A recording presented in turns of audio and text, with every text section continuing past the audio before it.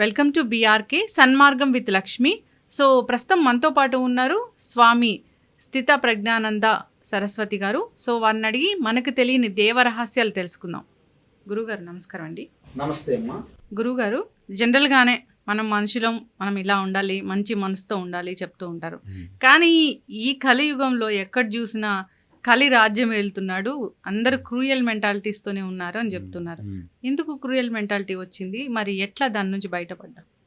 అమ్మా, cruel mentality అన్నారు కదా, వాస్తవానికి దీనికి మొదటి స్కౌండ్రల్ అంటే కల్ప్రిట్ అంటే ముఖ్యమైనటువంటి శత్రు ఎవరైతే మూల కారణము, ఎక్యూజ్డ్ అంటారు మనం. A1 ముద్దయ్య అన్నారు, విన్నారా? A1 accused.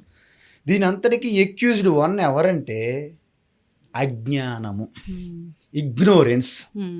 ఏమా, ఈ కలియుగం అన్నారు మీరు. కలి అంటే పాపం. కలియుగం అని ఎవడా ఆ పదం ప్రవేశపెట్టారో కానీ ఇది శాస్త్రంలో లేదు. విచిత్రం. వేదములు ముఖ్యమైన శాస్త్రములు. వేదములో కలియుగం అని ఉండదు.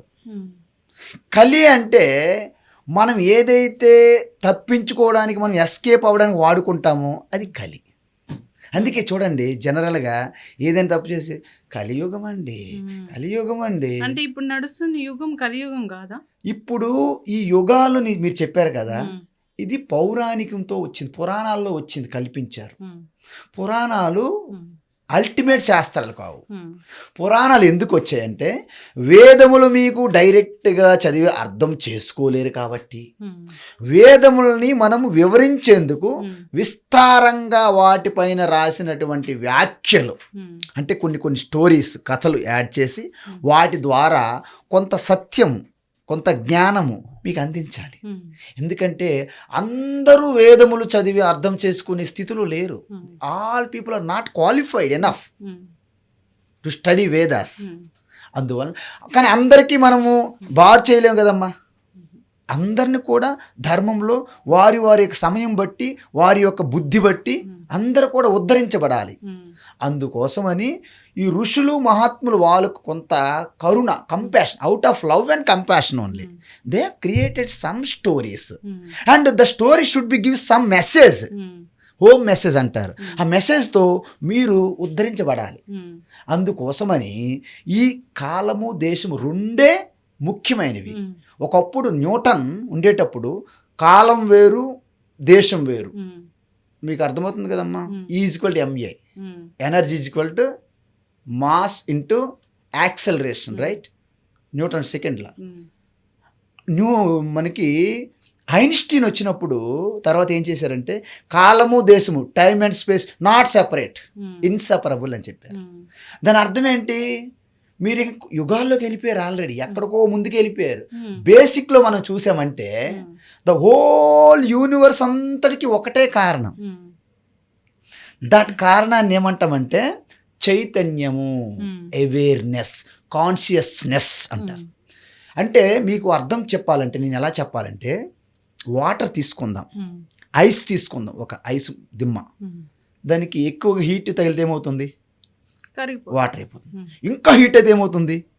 ఆవిరైపోతుంది, ఆవిరవుతుంది. అంటే వాటరు మనం ఐస్ ముద్ద తీసుకున్నాం కానీ ఆవిరైపోయి గ్యాసియస్ ఫామ్ అయిపోయింది. దాని అర్థం ఏంటి? మళ్ళీ కూలింగ్ అయితే ఏమవుతుందమ్మా? ఐస్ అవుతుంది.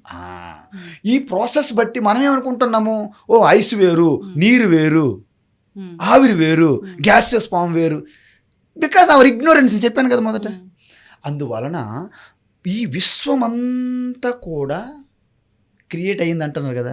నేను నిజంగా దెర్ ఈజ్ నో వరల్డ్ అన్నాను అనుకోండి. సపోజ్ ఇఫ్ ఐ సే, మీరు ఒప్పుకోరు, వాట్ ఆర్ యూ టాకింగ్, ఇప్పుడే కారు వచ్చింది, మీరు వచ్చారు, మాట్లాడుతున్నాము, అక్కడ ఇవన్నీ సెటప్ ఉన్నాయి కదా, లేదని ఎలాగంటారు? బట్ నేను అంటాను స్టిల్ ఏమీ లేదంటాను. ఎలా? మీరు ఒక రోజు డ్రీము, మీ స్వప్నంలో అన్నీ మీరు నిజంగా ఉన్నట్లు చూస్తున్నారా లేదా? నిజంగా ఎక్స్పీరియన్స్ అవుతున్నారా లేదా? మరి స్వప్నం నుంచి బయటకు వచ్చిన తర్వాత ఏమవుతుందమ్మా? అవి ఉండవు.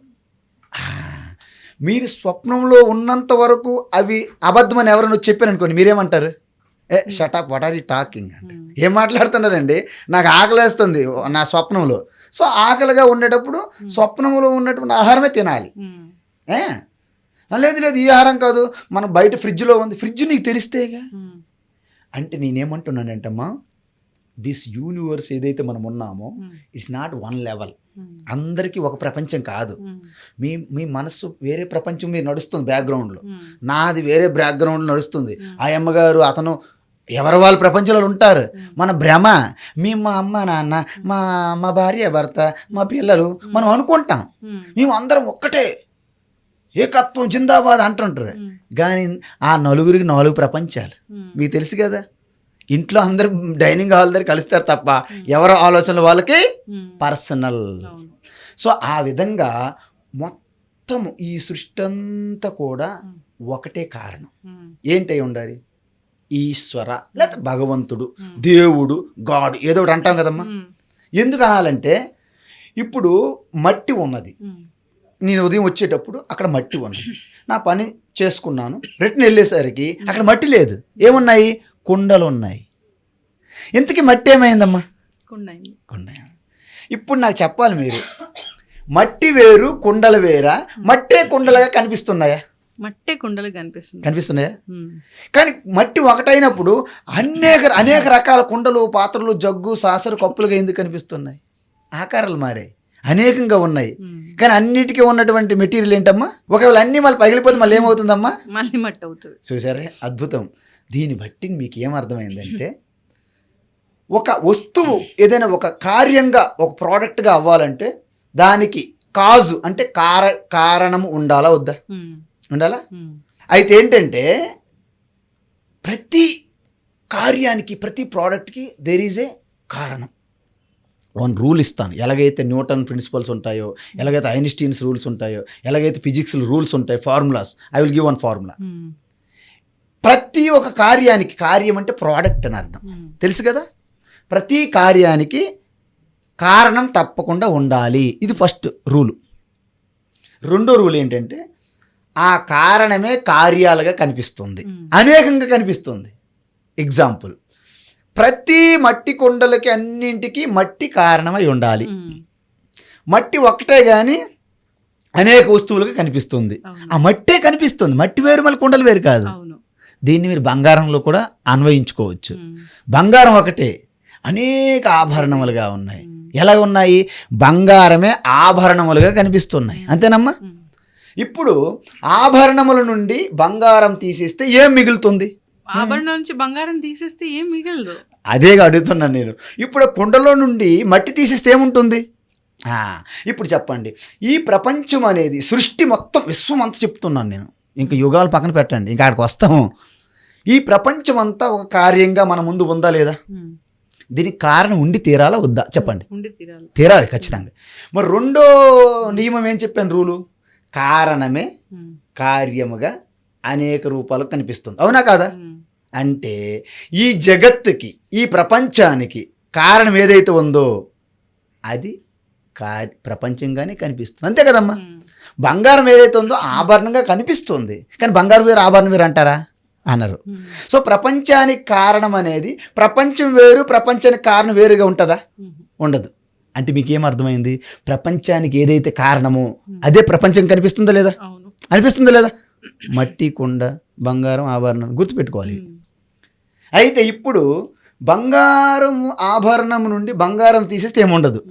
మరి ప్రపంచం నుండి ప్రపంచం యొక్క కారణం తీసేస్తే ఏముండకూడదు కదా? ఏంటది? అవునా? దాన్ని ఏదో ఒక పేరు పెట్టుకుంటారు, మనకు తెలియదు కాబట్టి దేవుడు, లేకపోతే ఓము, లేకపోతే ఎవరో మనం ఇష్టపడిన వాళ్ళు జీసస్ అనుకుంటాడు. Praise the lord, praise the lord, praise the lord, ఏదో హల్లెలూయా హల్లెలూయా, ఏదో అల్లా బిల్లా ఏదో అనుకోవచ్చు. కానీ ఒకటి గుర్తుపెట్టుకోవాలి, ఎక్కడో పైన ఉన్నాడు, స్వర్గంలో హెవెన్లో ఉన్నాడు. తప్ప కాదా?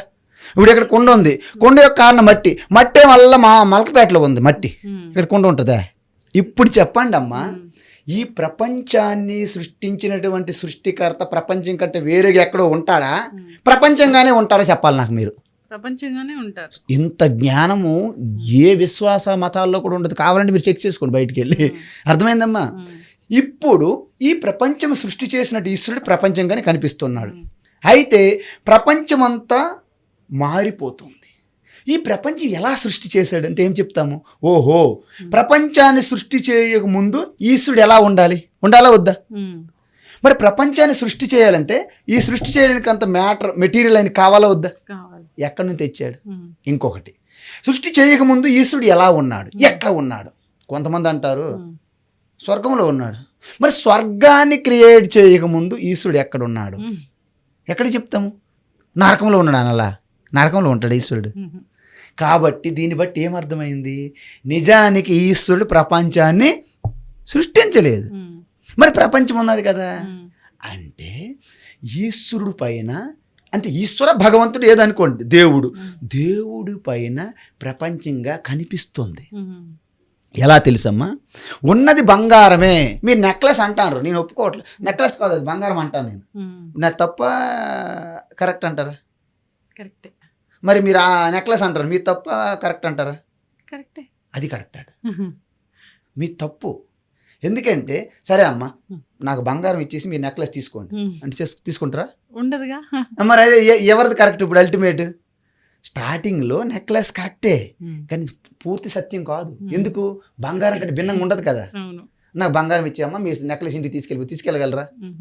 అందువలన ప్రపంచము అనేది ఒక నామం మాత్రమే. వాస్తవం ఏంటది? ఈశ్వర. అయితే మరి ప్రపంచం వికారాలు చెందుతుంది కదా స్వామీజీ. పుడుతున్నారు, చనిపోతున్నారు, సృష్టి స్థితి లయ అంటున్నారు కదా. ఈ వికారాలు చెందిపోయినప్పుడు మరి ఈశ్వరుడు కూడా వికారాలు చెందుతాడా అనిపిస్తుందా?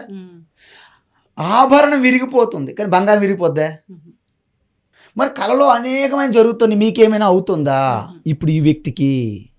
అంటే ఈ జాగ్రత్త అవస్థలో ఉన్నటువంటి మనకి ఎటువంటి వికారం, ఎటువంటి ఇబ్బంది లేకుండా మనం కళ ఎలాగైతే కొంటున్నామో, కళ నుండి బయటకు వచ్చినప్పుడు మనం కళ ఎలాగైతే డిస్మిస్ చేసేస్తున్నామో, ఇదంతా కూడా ఈశ్వరునికి ఒక కళ. అర్థమైందా? మీ రెగ్యులర్ కళ వస్తుంది కదా అప్పుడు. అంటే మనకి స్వప్నం ఎలాంటి విలువ ఉన్నదో ఈశ్వరుని దృష్టిలో ఈ ప్రపంచం అంతా ఒక దీర్ఘ స్వప్నం. అయితే ఇంతకీ ఈశ్వరు ఎవరో తెలియాలి కదమ్మా. ఈశ్వరే ప్రపంచం అయ్యారు అన్నాను నేను. ఎలా అయ్యారు?